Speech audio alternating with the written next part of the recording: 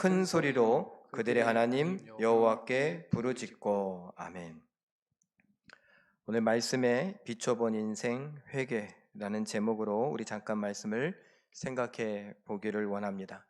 지금 느헤미야, 우리가 9장을 보려고 하는데 8장까지 이야기를 잠깐 정리해 보면 1, 2장에 기도하며 느헤미야와 함께 포로되었던 유다인들이 예루살렘에 귀환합니다. 그런가 하면 3장에서 5장 사이에 공사가 있었고 그 공사를 방해하는 일이 있었습니다. 6장에서 7장 사이에 성벽이 기적적으로 완성되어진 것을 우리는 봅니다. 이 모든 것이 하나님이 은혜를 베푸셔서 응답하셔서 그런 것이다 라고 했죠. 8장에 지난주에 우리는 하나님의 말씀이 에스라를 통하여서 선포되어지면서 말씀을 통해 하나님을 만난 것을 보았습니다. 그리고 9장, 바로 오늘은 그럼 그 어떤 내용들이 있을까 우리를 기다리고 있습니다. 오늘 시작하면서 제가 질문을 이렇게 하면 어떨까요? 성경 말씀에 어떻게 반응하십니까? 여러분들은 성경 말씀을 들으며, 특별히 듣는다 그랬으니 설교를 들으며 여러분은 어떻게 반응하십니까? 이것은 어떻게 적용하십니까? 라는 질문과 같습니다. 그렇습니다. 여러분들은 설교를 들을 때 옛날에는 아멘 이런 얘기를 많이 했죠. 아멘이란 뜻은 맞습니다, 그렇습니다, 동의합니다, 저도 그러고 싶습니다, 이런 긍정의 의미입니다. 그런데 우리는 아무 때나 아멘 하는 것 때문에 원로 목사님으로부터도 아멘에 대한 어떤 경계를 들었습니다. 아무 때나 아멘 하면 안 된다. 그런데 제가 우리 교회에서 와서 보니 몇 번 말씀드렸는데 아무 때나 하면 안 된다라는 그 가르침에 이해를 잘못해서, 그러니까 오해해서 아멘을 아예 안 하는 경향이 있습니다. 그건 또 잘못된 것이죠. 아니 뭐 아니면 도라고 하려면 하고 말려면 말고 어중간하게 중간은 없다 이겁니까? 아니에요. 말씀에 대해서 하나님이 성령을 통하여 우리에게 깨달음을 주시고 감동을 주신다면 우리는 아멘 해야 합니다. 내가 듣기 좋은 말에 아멘 하는 게 아니고 내가 저거 이거 알아, 그래서 아이고 좋아, 그래서 아멘이 아니라 성령의 감동을 따르기를 바라며 내 마음에 깊은 깨달음이 있을 때 맞습니다, 내가 그 말씀대로 살겠습니다, 그 말씀이 내 삶 속에 그대로 이루어지기를 원합니다, 그런 뜻으로 아멘 하는 것이죠. 사실 그 아멘엔 책임이 따릅니다. 책임이 따른다고 해서 그럼 난 못하겠다고 아멘 안 한다고 하나님 앞에서 과연 그것이 옳은 자세인가 생각해 봐야죠. 아멘을 사모하면서 내가 아멘하고 책임감 있는 삶을 살겠노라고 우리가 다짐하고 또 노력해보고, 내 노력이 부족하면 성령님께 도와달라고 더 간구해야 되는 것이 우리 성도들의 마땅한 삶의 모습이고 신앙의 모습이 아닌가 생각을 합니다. 자, 어쨌든 우리가 그런 이야기들을 이렇게 해갔지만 그러면 느헤미야는 어땠을까요? 느헤미야 시대에 느헤미야와 함께했던 유다인들, 포로에서 이제 막 돌아온 그 사람들은 과연 말씀을 들었을 때에, 지난 8장에서 에스라가 선포하는 하나님의 말씀, 흔히들 율법이다 라고 하는 그 말씀을 들었을 때에 그들은 어떻게 반응을 했습니까? 그리고 그 모습을 보면서 우리는 어떻게 반응해야 되는가, 이것을 알아보기를 원합니다. 먼저 한번 배경을, 그때 당시에는 이 말씀에 대해서 그 사람들이 어떤 생각을 가질 수 있었는가 한번 제가 그림으로 표현해 보면 이렇습니다. 노란 옷을, 갈색 옷을 입은 사람이 느헤미야고 하얀색 옷을 입은 사람이 에스라입니다. 이 두 사람이 지금 회개의 기도를 하기도 하고 또 말씀을 선포하기도 했습니다. 이들과 함께하고 있는 유다인들은 포로에서 돌아왔죠. 그런데 그 유다인들 어떻습니까? 왼쪽을 보면 우상숭배의 불순종으로 멸망을 이미 경험했던 사람들입니다. 하나님 말씀에 대해서 거절했던 사람들이죠. 그런가 하면 오른쪽 그림을 보면 바벨론과 페르시아에서 더 큰 우상 숭배를 경험했던 사람들입니다. 왜요? 우리가 흔히 알고 있는 다니엘의 이야기를 한번 보면 어떨까요? 다니엘이 기도할 때 기도하지 마라. 왜요? 만들어 놓은 신상에게만, 왕에게만 기도해라. 다른 신들에게 기도하는 걸 허락할 수 없다. 그때 다니엘은 기도했습니다. 그러면 다니엘 외에 다른 사람들은 어땠을까요? 신상을 느부갓네살이 세워놨습니다. 그리고 그 신상 앞에 다 엎드려 절하라 라고 했을 때 우리가 흔히 알고 있는 다니엘의 세 친구가 있죠. 사드락과 메삭과 아벳느고, 이 세 친구는 그 앞에 절하지 않았습니다. 그러면 과연 이 세 친구 외에 다른 사람들도 다 그렇게 했을까요? 어쩌면 다른 사람들은 살기 위해서 그 신상 앞에 엎드리지 않았을까요? 자, 그런데 제가 뭐라고 했습니까? 더 큰 우상숭배. 왜 그랬을까요?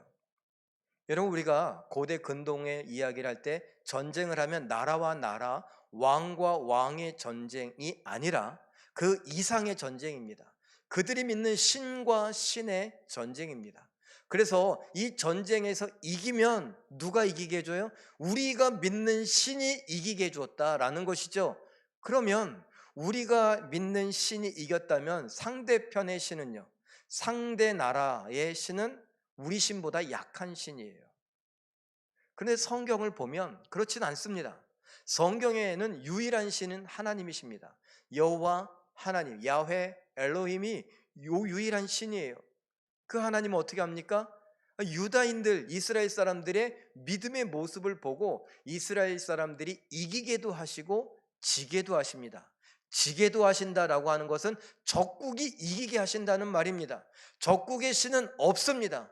아니, 그들이 아무리 신을 떠들어대도 그 신은 가짜라는 거예요. 이기게 하거나 지게 하거나 할 수 있는 힘이 없습니다. 그런데 하나님이 그들을 편들어 주십니다. 왜요? 유다인들, 이스라엘 사람들이 불순종하고 죄 때문에 이 사람들이 정신 못 차리니까 하나님이 심판하시는 것이죠.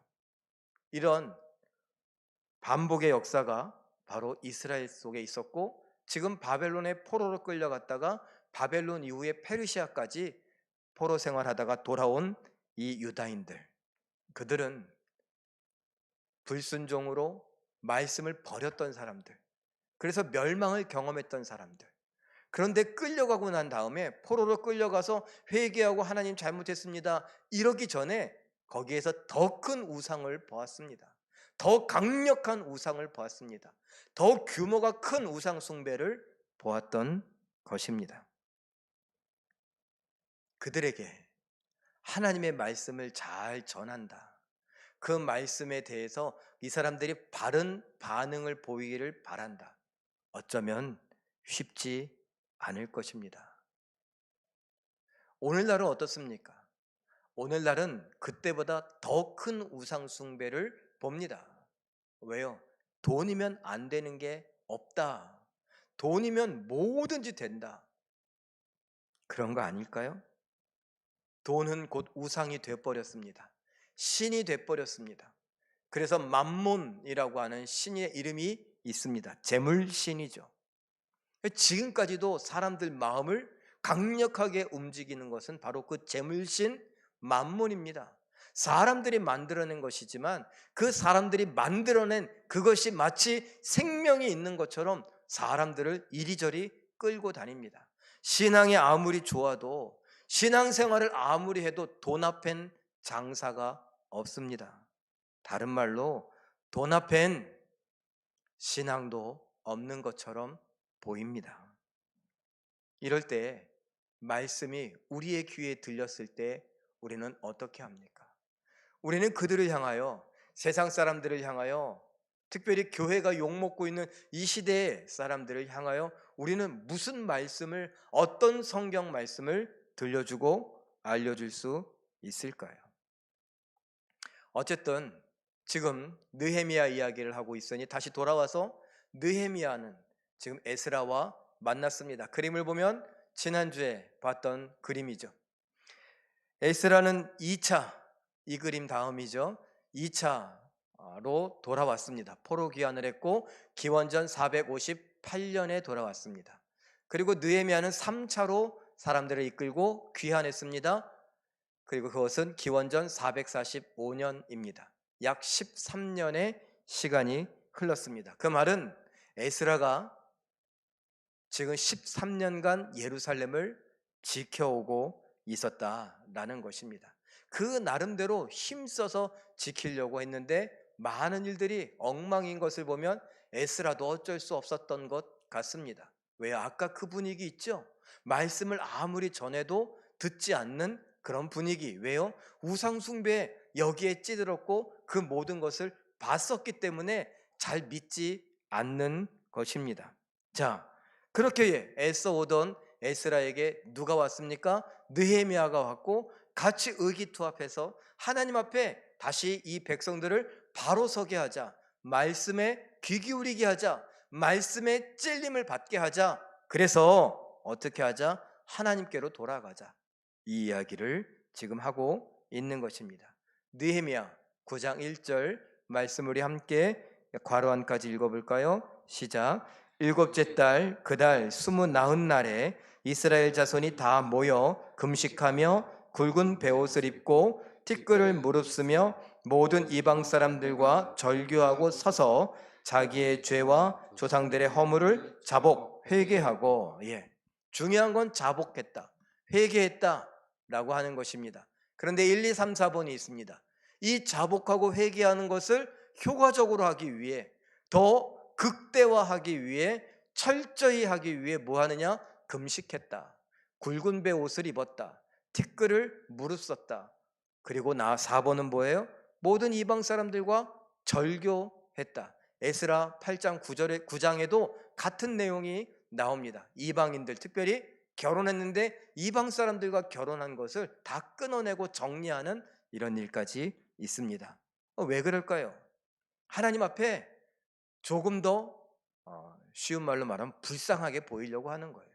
하나님 앞에 잘못했습니다. 내가 잘못을 뉘우치고 있습니다. 이 뉘우치는 것을 제대로 한번 보여드리고 싶었던 것입니다. 이렇게 철저한 회개의 모습으로 어떻게 했다고요? 금식하고 굵은 베옷을 입고 티끌을 무릅쓰고 티끌을 뿌리면서 어떻게 했다? 이방인들과 절교를 선언하고 등을 돌렸습니다. 그리고 이제 하나님 앞에 잘못했다고 회개하는 것이죠. 옛날식으로 말한다면 우리가 믿고 있었던 우상들을 다 어떻게 했다고요? 불태워 버리면서, 하나님, 이 우상이 가짜고 하나님이 진짜입니다, 이렇게 하나님 앞에 나오는 것이죠. 이것을 다른 말로 뭐라고 합니까? 겸비한다. 우리를 정비하고 깨끗하게 하고 하나님 앞에 돌아가는 것이죠. 느헤미야 9장 3절에서 5절까지에 보면 여호와 하나님께 경배하는, 야훼 엘로힘께 경배하는 모습이 나오는데 이렇게 정리했더라고요. 제가 일부러 그림을 좀 그려봤는데 이게 윗부분만 먼저 보면 낮의 4분의 1은 말씀을 들었고 4분의 1은 자복했다라고 하는 거예요. 하나님의 말씀을 듣고 그 말씀을 들은 다음에 회개했다라는 것입니다. 그 다음에 아래는 4분의 1, 4분의 1이 아니라 그 다음에는 송축, 찬양과 부르짖음, 통곡의 회개가 있었다는 것을 보여줍니다. 이것이 경배하는 것입니다. 하나님 앞에 경배하는데 찬양이 있어요, 말씀이 있어요, 그리고 회개하는 기도가 있습니다. 말씀을 따라 살겠노라고 부르짖는 기도가 있습니다. 그 다음에 이제 기도의 내용들이 나옵니다. 6절 이하부터 31절까지 긴 절을 통해 하나님은 이러한 분입니다 라고 말하고 그 다음에 그 하나님에 대해서 우리는 이러했습니다, 이 역사를 통해서 회개하는데 6절은 창조자, 보존하시는 자 하나님이십니다. 그리고 하나님은 7절 8절에 아브라함과 언약을 맺으신 분이고 그 언약을 신실하게 지켜가시는 분입니다. 9절에서 12절까지 출애굽의 역사를 통해서도 하나님은 언약하신 것을 잘 지키시는 분임을 나타내셨습니다. 13절에서 22절까지 광야 40년 동안 이스라엘 백성들, 우리의 조상들은 늘 하나님을 원망했었지만 하나님께서는 그 광야 40년도 오래 참으셨습니다. 그리고 하나님의 신실하심을 지켜가십니다. 23절에서 25절까지 가나안 정복할 때에도 그랬고 그 이후에 왕정의 역사를 통해 보더라도 26절에서 29절까지 우리는 늘 배반했었지만, 배신의 역사를 거듭하고 있었지만 하나님은 그렇지 않았습니다. 30절에 31절에 보니 하나님은 긍휼의 하나님이십니다. 우리를 불쌍히 여기시는 하나님이십니다. 우리를 불쌍히 여기시는 그 하나님 앞에 우리가 뭐 한다고요? 회개합니다. 32절에서 38절까지 하나님 앞에 회개하는 내용이 있습니다. 지금 제가 이렇게 빨리 가고 있지만 잊어버리지 말아야 할 것은 무엇이냐 하면 8장 이후부터 계속 에스라가 말씀을 선포하고 레위인들이 중간중간 다니면서 그 말씀을 풀이해주고 있었습니다. 사람들이 통곡하려고 하자 그러지 말라고, 오늘은 여호와의 성일이라고 마음껏 찬양을 했고 그 찬양의 시기가 지나간 다음에 여호와가 우리의 힘이라고 기뻐하던 그 순간이 다 지나간 다음에는 또 말씀이 울려 퍼졌을 때 이젠 무슨 시간이 왔다라는 겁니까? 역사를 회고하며 회개하는 시간들이 찾아왔다라는 겁니다. 그 회개를 누구에게 하냐? 회개할 때에 하나님은 능력의 하나님이십니다. 하나님은 창조의 하나님이십니다.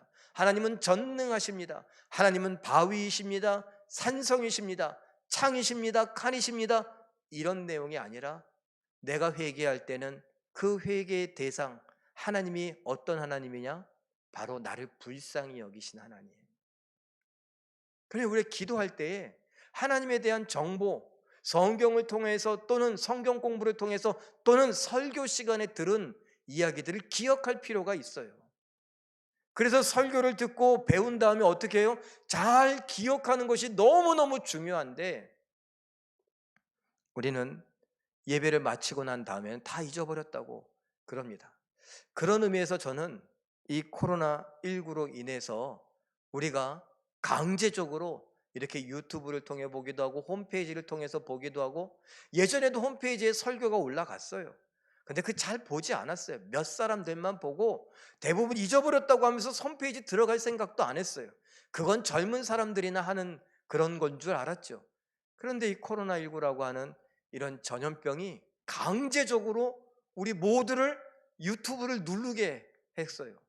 홈페이지에 한번 들어가 보게 했어요. 그래서 제가 영상 예배의 장점이 뭐라고 했습니까? 장점을 굳이 찾는다면 반복하는 거예요. 잊어버렸다고 이젠 핑계치 못할 거예요. 얼마나 성의가 없으면 잊어버렸다고 할까? 얼마든지 다시 볼 수 있는데 하나님은 중요치 않다라는 것밖에 안 돼요.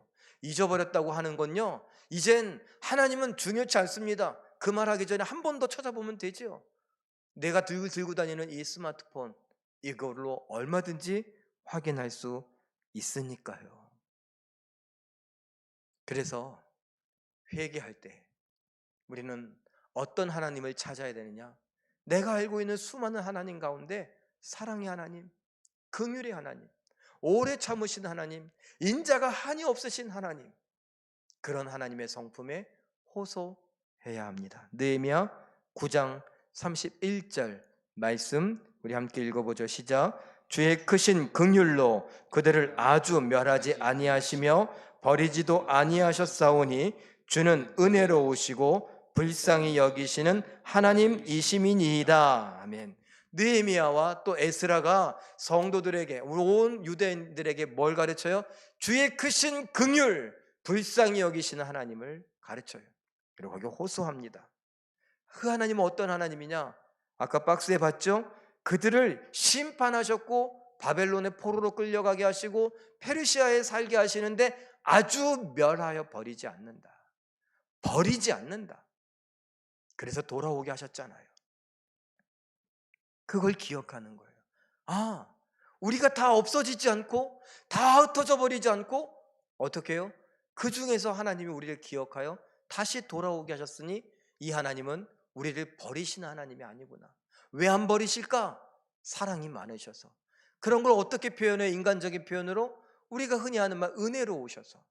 그리고 뒤돌아본다, 불쌍히 여긴다 뜻을 뭐라고요? 긍휼히 여기신 하나님. 그 긍휼이 얼마나 크냐? 크다. 어마어마하게 크다. 그 하나님을 기억하는 겁니다. 그래서 그 하나님 앞에 우리의 죄를 자복하는 것이죠. 그 이야기 가운데 느헤미야 9장 33절 말씀도 한번 읽어볼까요? 시작. 우리가 당한 모든 일에 주는 공의로우시니 우리는 악을 행하였사오나 주께서는 진실하게 행하셨음이니이다. 아멘. 뭐라고 말합니까? 주는 공의로우시다, 진실하시다. 그런데 우리는 악을 행하였다.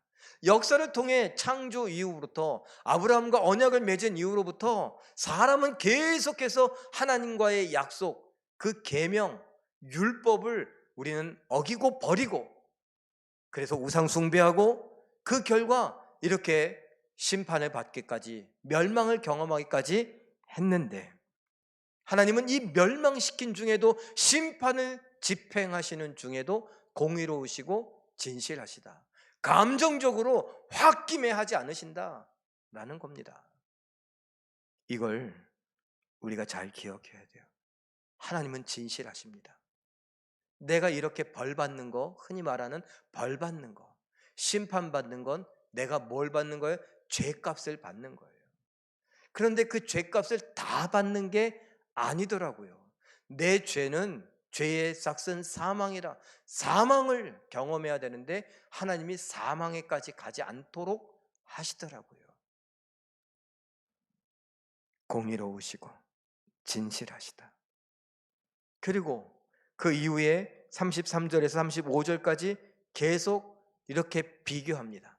하나님과 느헤미야, 에스라와 함께하고 있는 유다인들. 지금 이렇게 다 그림으로 제가 표현해 봤어요.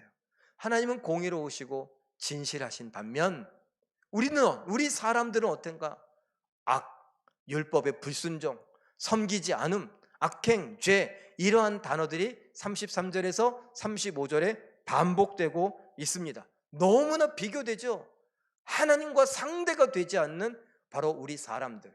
그러면 왜 이런 비교를 했을까요? 우리는 아무것도 아닙니다. 그냥 솔직하게 말하면 우리는 벌레만도 못합니다. 배은망덕합니다. 우리는 죽어도 쌉니다. 뭐 이런 식으로 이야기하는 겁니다. 하나님은 공의로우신 분이지만 우리는 그 은혜를 저버린 죽어도 싼 그런 사람들입니다. 근데 죽어도 싸다고 할 때 뭐라고 하면 진짜 죽어도 싸다고, 난 죽여달라고 이런 얘기입니까? 아니에요. 그 감정에 호소하는 거죠. 난 죽어도 쌉니다. 그렇지만 한 번만 더 용서해 주세요. 이런 의미 아니겠습니까? 그러면서 36절에 이렇게 고백합니다. 우리 괄호 안까지 한번 읽어볼까요? 시작. 35절 우리의 끝없는 악행 때문에 우리가 오늘날 종이 되었는데 곧 주께서 우리 조상들에게 주사 그것의 열매를 먹고 그것의 아름다운 소산을 누리게 하신 땅에서, 한마디로 우리에게 잘 살라고 선물로 주신 땅에서 우리가 종이 되었나이다. 우리의 끝없는 악행 때문에 잘 살라고 우리에게 선물로 주신 그 땅, 주인으로서 살라고, 자유민으로서 살라고 주신 그 젖과 흙꿀이 흐르는 땅에서 우리가 주인이 아니라 뭐라고요? 종이 되어 버렸습니다. 37절은 같은 맥락에서 이야기합니다. 37절 읽어볼까요? 시작. 우리의 죄로 말미암아 주께서 우리 위에 세우신 이방 왕들이 이 땅에 많은 소산을 얻고 그들이 우리의 몸과 가축을 의미로 관할하오니, 한마디로 우리가 누려야 할 것을 이방 왕들이 빼앗아 우리의 곤란이 심하나이다. 우리의 죄 때문에 우리가 누려야 될 걸 누리지 못하고 이방 왕에게 빼앗겨서 우리가 뭐 하다고요? 곤란이 심하나이다. 고통스럽습니다. 괴롭습니다. 너무너무 아픕니다. 힘이 듭니다. 어떤 하나님께요? 긍휼이 크신 하나님께, 우리를 불쌍히 여기시는 하나님께 최대한 불쌍한 모습으로 그 앞에 엎드려서 뭐 하는 거예요? 난 죽어 마땅합니다. 내 죄 때문에 이런 일을 당했습니다. 하나님, 그런데 우리를 용서해 주세요. 한 번만. 하나님의 말씀을 들으니 내가 찔립니다. 하나님의 말씀을 들으니 내 죄가 막 크게 드러납니다. 그러니 내가 뭐라고 할 말이 없는데요. 그런데 하나님은 나 사랑하시잖아요. 하나님은 날 불쌍히 여기시잖아요. 그러니까 한 번만 더 용서해 주세요.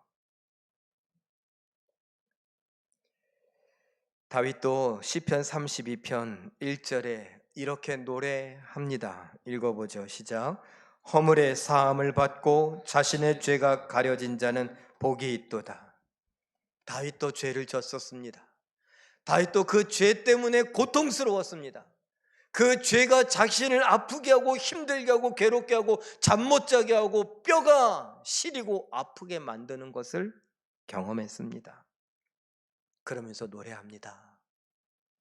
그 자신의 잘못, 허물을 용서받고 죄가 가려진 자는 복이 있도다. 하나님의 긍휼하심에 호소하고 하나님의 긍휼을 입은 사람은 복이 있도다 라는 것입니다. 용서받은 사람은 복이 있도다 라는 것입니다. 베드로후서 3장 9절에서 예수님께 용서받았던 베드로가 이런 말을 합니다. 읽어보죠. 시작. 주의 약속은 어떤 이들이 더디다고 생각하는 것 같이 더딘 것이 아니라 오직 주께서는 너희를 대하여 오래 참으사 아무도 멸망하지 아니하고 다 회개하기에 이르기를 원하시느니라. 아멘. 다 회개하고 뭐 받기를? 용서받기를, 멸망하지 않고 용서받기를 원하시는 하나님. 왜요? 긍휼이 크신 하나님이기 때문에. 믿음 없는 사람들이 또는 그 믿는 자들을 박해하고 조롱하는 사람들이 야, 너희 하나님이 하신 그 약속, 심판 재림의 약속은 도대체 언제냐? 그럼 말도 안 된다. 이런 오해를 받는 것을 감수하면서도 하나님이 야, 그까짓 오해 중요하지 않다. 난 네가 용서받길 바란다. 난 너를 용서할 준비가 됐는데 너도 다 회개하고 멸망당하지 않고 용서받기를 원한다. 이게 하나님 아버지, 긍휼이 크신 하나님 아버지의 마음입니다. 이사야 59장 2절 한번 읽어볼까요? 시작. 오직 너희 죄악이 너희와 너희 하나님 사이를 갈라놓았고 너희 죄가 그의 얼굴을 가리어서 너희에게서 듣지 않으시게 함이니라. 죄가 하나님과 우리 사이를 이렇게 갈라놓는다는 거예요. 그러면 하나님이 용서하겠다고 하는 건 뭐예요? 너희가 다 용서받기를 바란다라고 하는 것은 이 갈라놓았던 죄를 내가 다 치워버리고 내가 너희에게로 가겠다. 내가 너희를 듣겠다. 내가 너희를 보겠다. 그러면요, 우리가 멸망할 일이 없어요. 멸망당하지 않고 용서받는다는 걸 이렇게 표현하는 거예요. 죄가 하나님과 우리 사이를 갈라놓고 가리웠는데 하나님께서 야, 너 회개해라. 그러면 내가 이 가로막고 있던 것을 싹 치워버리고 내가 너에게로 가마. 너를 용서하마. 내가 너와 함께하마. 내가 너의 목자가 되마. 내가 너의 아버지가 되마. 내가 너의 신랑이 되마. 내가 너와 평생 함께하겠다. 영원히 함께하겠다. 그래서 에베소서 2장 14절에서 예수님께서 그는 우리의 화평이신데 왜 화평이라고 말하느냐? 중간에 막힌 죄의 담을 자기의 육체로 허물어 버리시고 하나님과 우리가 하나 되게, 하나님이 우리 편으로 뛰어올 수 있게 해 주셨다라는 것입니다. 이것을 기대하는 겁니다.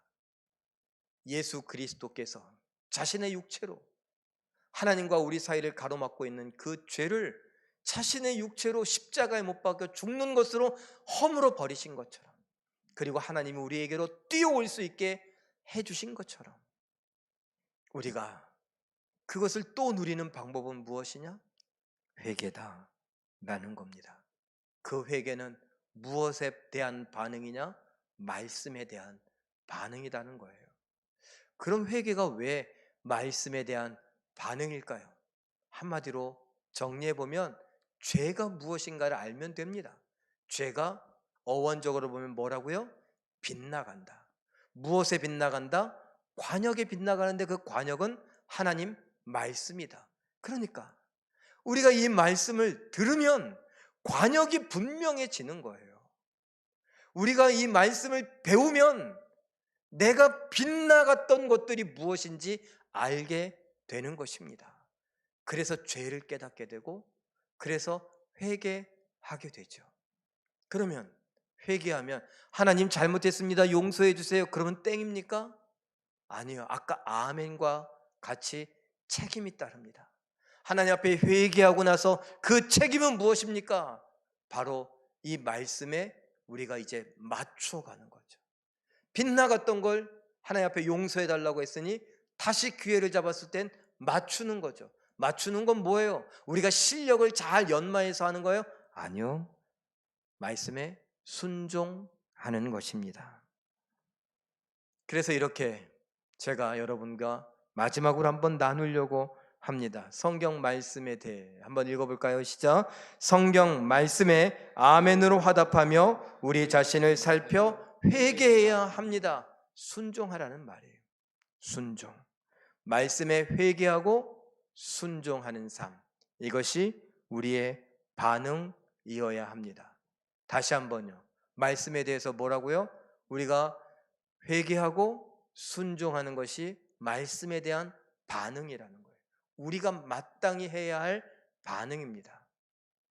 회개합시다. 순종합시다. 이것을 계속 우리가 반복할 수 있기를 바랍니다.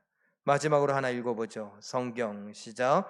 성경 말씀을 내 안에 가득 담아 생각, 감정, 말, 행동, 표정, 태도, 버릇, 습관, 꿈, 비전, 인생을 살펴 빗나간 것, 곧 죄는 회개하고 말씀에 맞춰가는 삶을 삽시다. 회개하고 순종합시다 라는 거예요. 그 영역은 도대체 어떤 영역이요? 우리의 생각, 감정, 말과 행동, 버릇, 습관, 오늘, 미래, 과거 다 합쳐서 우리의 인생 통째로 말씀에 비춰보고 빗나간 건 회개하고 이젠 그 말씀에 맞춰가겠노라고, 순종하겠노라고 다짐하며 살아가는 우리 모두가 되기를 바랍니다. 말씀은 늘 우리와 함께하죠. 그 말씀을 우리 것으로 만드는 방법, 회개요 순종임을 기억하시며 오늘을 살아가는 우리 모두가 되시길 예수님의 이름으로 축원합니다. 우리 말씀을 붙들고 한번 간절히 믿음의 기도를 해보기를 원합니다. 성경 말씀을 읽고 듣고